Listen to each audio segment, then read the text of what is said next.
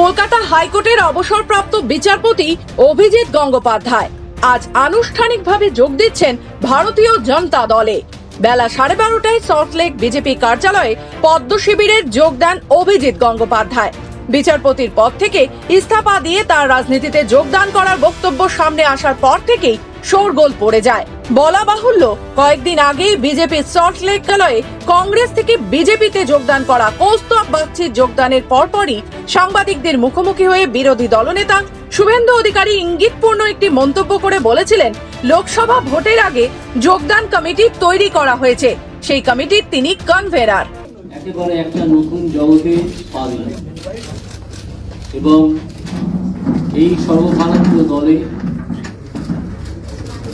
যেখানে মহান নেতা নরেন্দ্র মোদী, অমিত শাহ এরকম লোকেরা আছেন, পশ্চিমবঙ্গের তাদেরকে দেখতেই পাচ্ছেন, leader of the opposition state secretary Mangal Pandeji এবং অন্যান্য স্টেট সেক্রেটারি, স্টেট প্রেসিডেন্ট আমাদের সুকান্ত দা, তাদের অ্যাডভাইস এবং সাজেশন আমার প্রতি মুহূর্তে লাগবে, কারণ আমি দলের একজন শৃঙ্খলাবদ্ধ সৈনিক হিসেবে কাজ করতে চাই।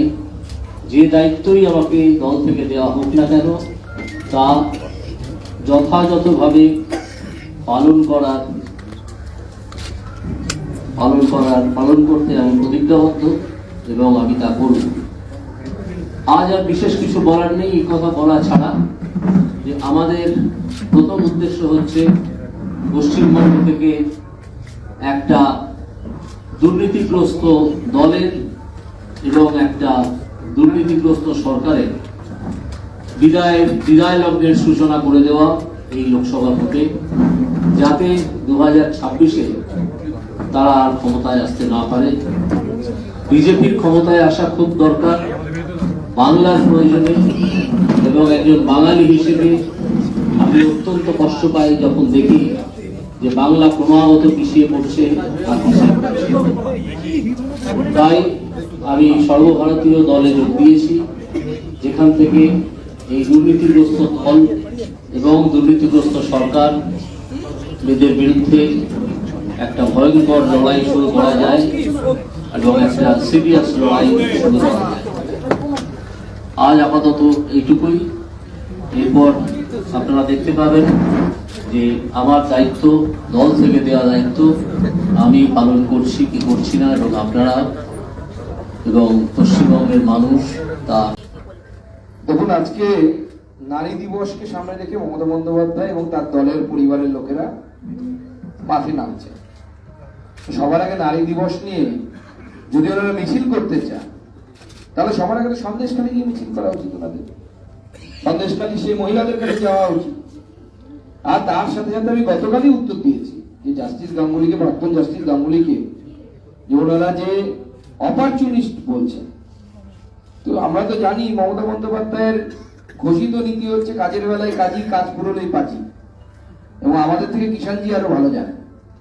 কিষাণজিকে যদি পাওয়া যেত তাহলে উনি ভালো উত্তর দিতে পারতেন কি হয়েছিল। আর অপরচুনিস্টিক কাকে বলে? এক সময় অটল বিহারী বাজপেয়ী লাল কৃষ্ণ আডবাণীর হাত ধরে যিনি রাজনীতিতে টিকে ছিলেন, আজকে সেই পার্টির প্রধানমন্ত্রী, স্বরাষ্ট্রমন্ত্রীকে উনি হোদল কুতকুত বলেন, কিম্বুত কিমাকার বলেন। এর থেকে অপরচুনিস্টিক কেউ হতে পারে? আজকে এখানে রাষ্ট্রপতি নির্বাচনে কখনো আব্দুল কালামকে সাপোর্ট করেন, কখনো অন্য কাউকে সাপোর্ট করছেন। কোনো নীতির ঠিক নেই। হিন্দিতে আছেন না পিন্ডিতে আছেন কেউ বুঝতে পারছে না। সব থেকে যদি পশ্চিমবঙ্গে নয় ভারতবর্ষের মধ্যে কোন রাজনৈতিক ব্যক্তিত্ব এই মুহূর্তে অপরচুনিস্টিক রাজনৈতিক ব্যক্তিত্ব হিসেবে পরিচিত হয়, তিনি হচ্ছেন মমতা বন্দ্যোপাধ্যায়, দ্বিতীয় কেউ না। আপনি বললেন যে আজকে নারী দিবসের জন্য উনি পথে নামছেন। রাজ্যে মহিলারা কতটা সুরক্ষিত? সন্দেশখালী থেকে মালদা, কি বলবেন? আজ কি আর বলার প্রয়োজন আছে নারীরা কতটা সুরক্ষিত? কালকে তো দেখেছেন সিবিআই এর হাতে যখন তুলে দেওয়া হলো কিভাবে একজন অপরাধীকে নিয়ে যেতে হয়। সিবিআই তো চোখে আঙুল দিয়ে দেখিয়ে দিয়েছে। আর রাজ্য পুলিশ যেদিন কোর্টে নিয়ে যাচ্ছিল শেখ শাহজাহানকে, রাজ্য পুলিশকে দেখে মনে হচ্ছিল যে মেয়ের বিয়ে হয়ে যাওয়ার পর পাত্রীকে যেভাবে বাবা কাঁদতে কাঁদতে বিদায় দেয়, রাজ্য পুলিশ সেইভাবে মোটামুটি কাটতে কাটতে নিয়ে যাচ্ছে হচ্ছে অপরাধীকে। এর থেকে বেশি কিছু কি চোখে আঙুল দিয়ে দেখানোর প্রয়োজন আছে?